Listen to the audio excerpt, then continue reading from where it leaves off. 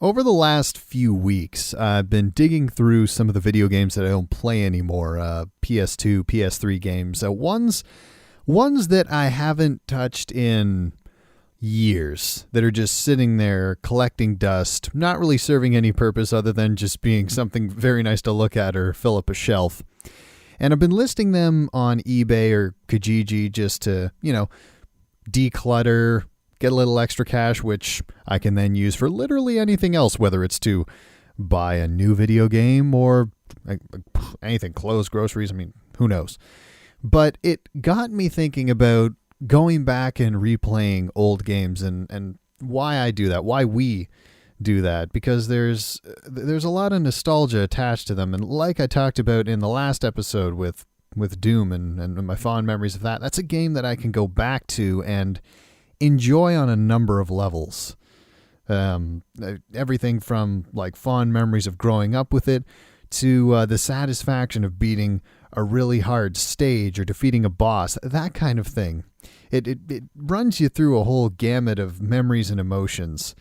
And at the same time, when I was getting rid of some of these games that I don't play so much anymore, I had to go through each one and seriously think about it.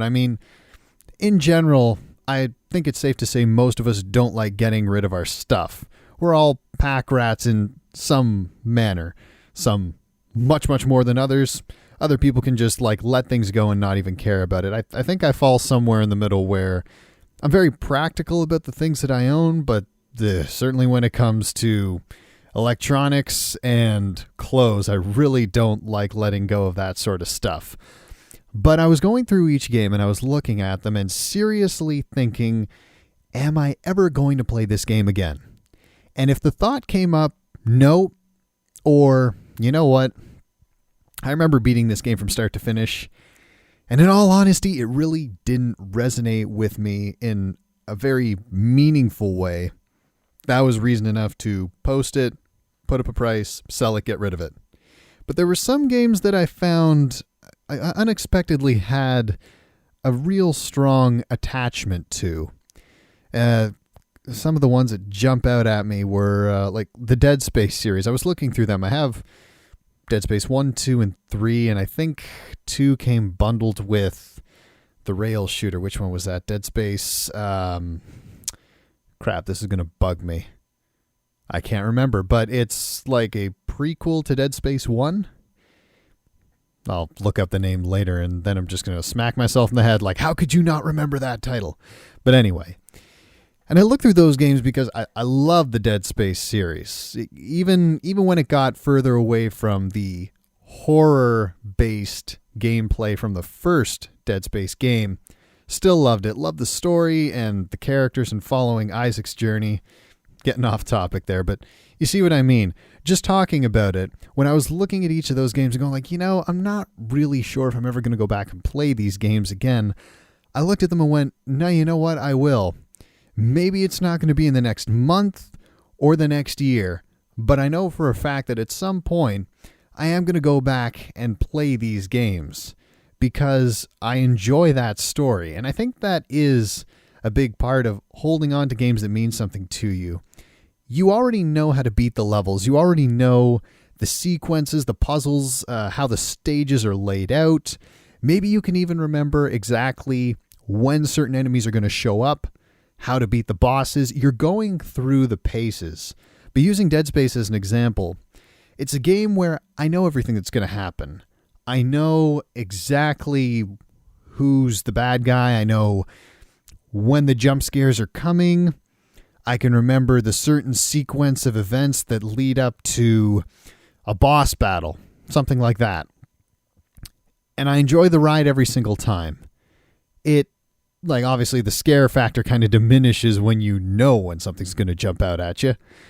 But I enjoy being a very interactive center of that story and following Isaac through it. From the first game to the second to the third and hopefully a fourth if that ever comes out. It's something that's always enjoyable for the memory and just being in that moment. Reliving it again and again. And that's really the beauty, I think, of games and of the replayability factor.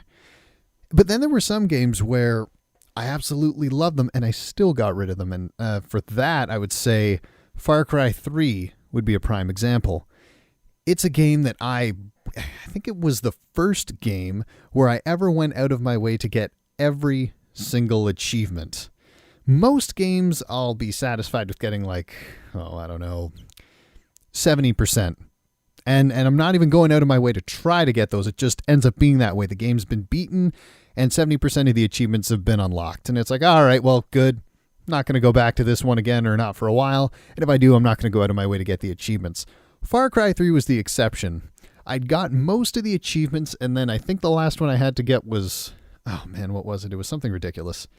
I think you had to, from a zip line or a hang glider or a parachute, drop onto somebody and do like a knife kill, an aerial knife kill. And I spent a solid hour just looking for the right opportunity to set that up. And eventually I did it. 100%, boom, done.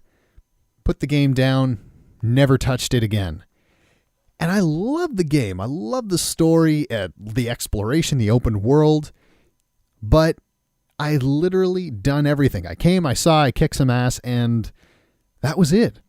Whereas like I can go back to a game like Dead Space or Red Dead Redemption or even The Last of Us, which is far less open world than any of those games, I would say. Well, maybe it's kind of similar in terms of following a progression of events like Dead Space.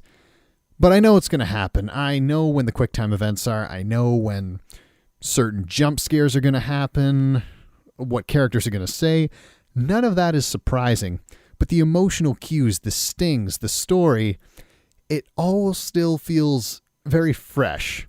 And it brings up all those memories of the first time I played it. And that, the nostalgia factor, and again, being the center of that moment really lends itself well to replayability. And I guess in the end, that's really what keeps me coming back to certain games. It's that narrative, that nostalgia factor, and being a part of that moment again and again. At least that's my thought on it. I probably repeated myself quite a few times there, but I think it's a notion that bears repeating. Anyway, that's it for episode 3? Yeah, episode 3 of Thoughts on Gaming. Once again, if you guys have any comments or contributions in terms of what I talked about in this episode, please leave them in the comments below. Let me know what you think of the series so far. And until next time, I'm Rye. Take care of yourselves.